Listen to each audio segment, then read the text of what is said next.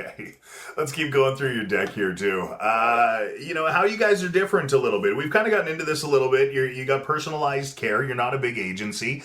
Your wife is the one that goes in there with them to make sure that they're comfortable, make sure that everything is communicated. You've talked about the doctors being the top, in Mexico, and obviously so with their client list that they have. You live there. We've talked about that as well. The compassionate care a little bit. Tell me a little bit about that with your compassionate care from start to finish and how that's the Yeah, so basis. really, I think it's just that kind of understanding. Actually, and the word medical tourism, everyone's heard it. I think now in this day and age, it's a common word or name, and it's one that I don't like, and one of the reasons that we call ourselves Mexico Health Concierge.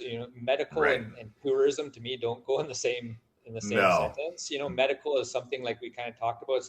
It's scary.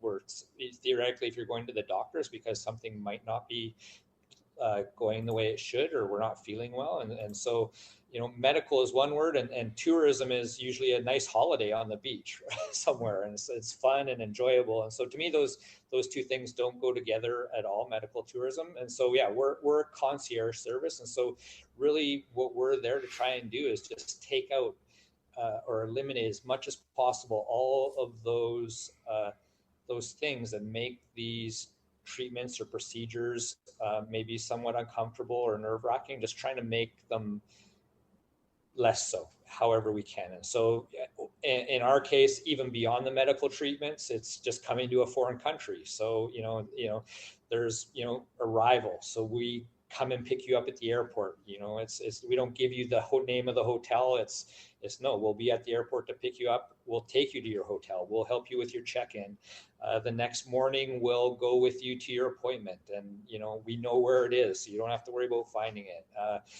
During the appointment, you're in a foreign country, and like we talked about, that maybe doesn't, it feels a little scary. So we're there to try and keep that a little less scary. Do whatever we Right. can do to after a procedure. Of course, there's the recovery, and so after you Yeah. have an operation or procedure, quite often there's a time frame where you're uncomfortable and not feeling well. We're there to get your medications for you if you need. We're there to make inquiries for you. We're there to get you meals and food if you need. We're there basically for whatever you might need. And so yeah, we're just trying to take it kind of that next level of care and service to try and make people maybe a bit more open to the idea of traveling outside of the country to get this care, because we are very conscious and aware of the fact that it's not an easy ask to get people to go to Mexico for these things. Mexico, according to the news, is a scary place, very dangerous according to the news. You're probably going to get kidnapped.